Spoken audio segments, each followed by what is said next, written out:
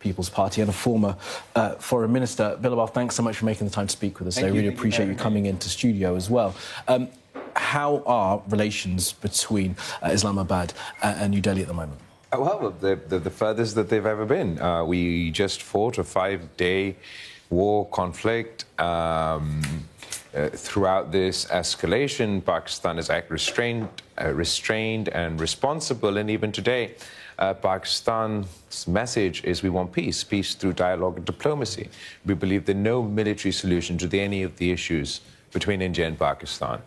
And unfortunately, as our neighbor has refused to talk, this delegation is going from capital to capital, engaging with the international community, seeking their assistance in this pursuit for peace. Give us a specific. The Indus Water Treaty is still suspended. The rhetoric around that from Pakistan's side was that if it's not reinstated, that's an act of war. Is that where you still are? So absolutely. One of the many issues, and I'm happy to go to any of them, is the weaponization of water through the declaration by India, the threat by India that they'll shut off the water supply to 240 million people in Pakistan. Just making that threat is a violation of the UN Charter. Were they to act on that threat, Pakistan has been very clear, we'd consider that an act of war.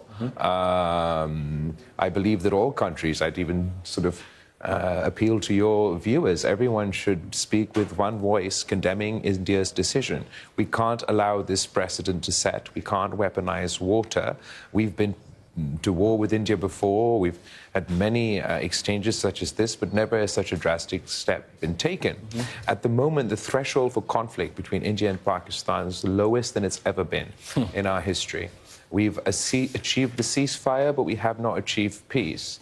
As it stands today, if there's a terrorist attack anywhere in India or Indian-occupied Kashmir, proof or no proof, that means war. That's not a tenable situation. Pakistan believes there needs to be dialogue and diplomacy where we discuss all issues, terrorism, Kashmir, water, and start moving forward. But let's just be really specific about what's happened with the treaty. It's been suspended, but the water has not yet been stopped. So illegal. So first of all, there's no legal term to suspend or hold in abeyance. That's the word they use, the treaty. According to the treaty itself, which is not just between India and Pakistan, but has international institutions as a party to it, no changes can be made to the treaty without mutual consent. There is no such thing as hold in abeyance or suspend. That is a violation of the treaty. But the water hasn't stopped flowing. So they don't have the capacity at the moment to completely stop flowing the water. However, they are able to delay the release of water, which even if in sort of a country like Pakistan, which is an agrarian economy, even a week's delay in the water can kill your crop. They're not sharing the data as a lower riparian, that's our right, about the status of the water, etc. And there's a whole host of things that they're doing that is still sort of, unacceptable. Were they to build new canals or try and build a new dam on the 3 rivers that are in Pakistan's domain, then for us, we'd have to take a more aggressive step. And that would be war. As you rightly point out, wars have been fought in the past between India and Pakistan. The treaty has never been suspended as it has been now, the first time since 1960, so it's a real inflection point. Look, you said you were on a delegation to speak to people in capitals. You were in the United States just the other day, on Thursday, challenged by a congressman called Brad Sherman to reduce any connections and to stamp down on terrorism in Pakistan, particularly the group Jaish al-Mohammed. I really appreciate Mr. Sherman's role within the House of the United States. His tweets don't necessarily reflect the conversation we actually had when we were there. But he did ask you to stamp down on terrorism. Having said that, the points he did make are legitimate.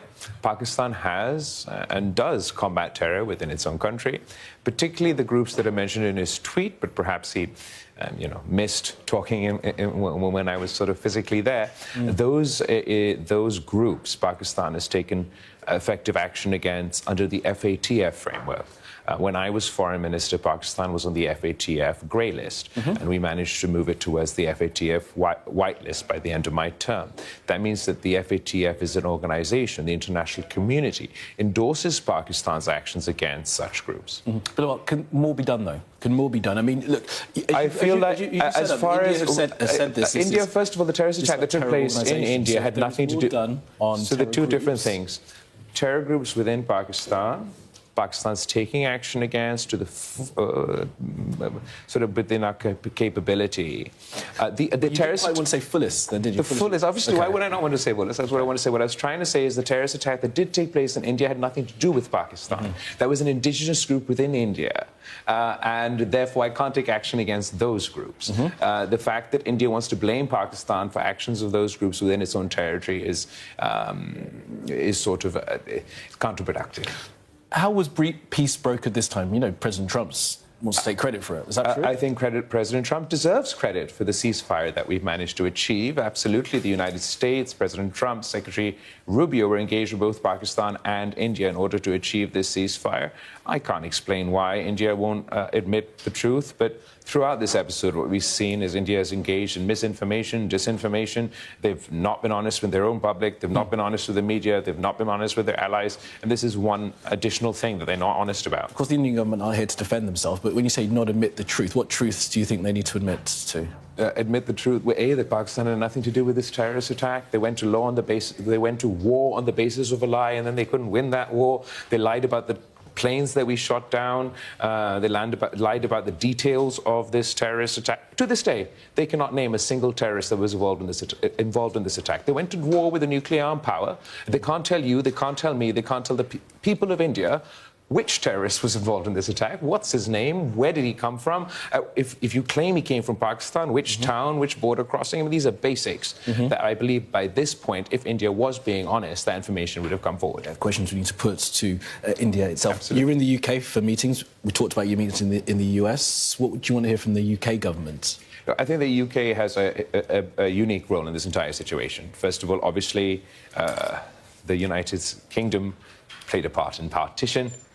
The unresolved issue of Kashmir. There's a British legacy there, which I believe they bring a certain context to, a certain perspective to. There's a large population of people from India, people from or of Indian descent, of Pakistani descent, that live here in the UK. I don't think we can isolate ourselves from. Could they broker peace talks between the two sides? Broker or not broker, I think it's important, when it comes to the issue of water, that no matter where you stand or what your positions are, how close you are with India, that's something that we all have to draw as a red line on the basis of sort of a humanitarian perspective. They should absolutely encourage India to engage in dialogue with Pakistan. Look, India said no to an impartial investigation when we asked for one into the terrorist attack. They say no to mediation, be it from the UK or the US, and they say no to dialogue with Pakistan. So then if they're stuck in the status quo, we've lowered the conflict threshold between India and Pakistan to the point where any terrorist attack means war. There's no dispute resolution mechanism between two nuclear armed powers.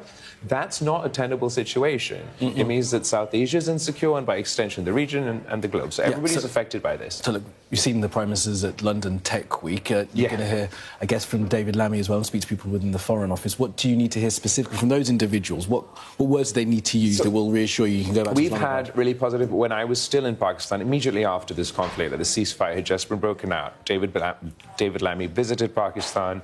He engaged with us. He appreciated that the ceasefire is fragile, but I believe the United Kingdom government is keen to encourage both sides to engage in a dialogue so that we can deal with all issues. It's only the Indians that are being difficult about this. Okay, well, as you said, we need to get a response from Please ask them all the questions you want. You're going off to Europe as well to have these same conversations. Absolutely. So we will speak with you again. Now I want to speak to you about domestic issue, if I can, Bilawal. Sure. It's been reported online that Imran Khan, the political opponent who's been sentenced to 14 years in prison, could be bailed on the 11th of June. What truth is there in that reporting? I don't know, but if it's, there's a legal process in Pakistan, and if the courts and everything feel that he deserves to be let out on bail, like, we'd support that. It's absolutely his right. there'd be no challenge to the court's proceeding from your from well, your there may party? be, not from me personally or from my party. I'm actually not aware about the specifics. It's the first time hearing from this is from you. But if it's true, then that's part Party of the legal representative has been process. said. Okay. That's And part of the legal the 11th of June, so a couple of days' time. Yeah, All right. Bilal, look, it's good to speak with you today. All the best on the rest of your trip around Europe, and see you again. Thank you. Perfect. Thank you so much for having me. All right.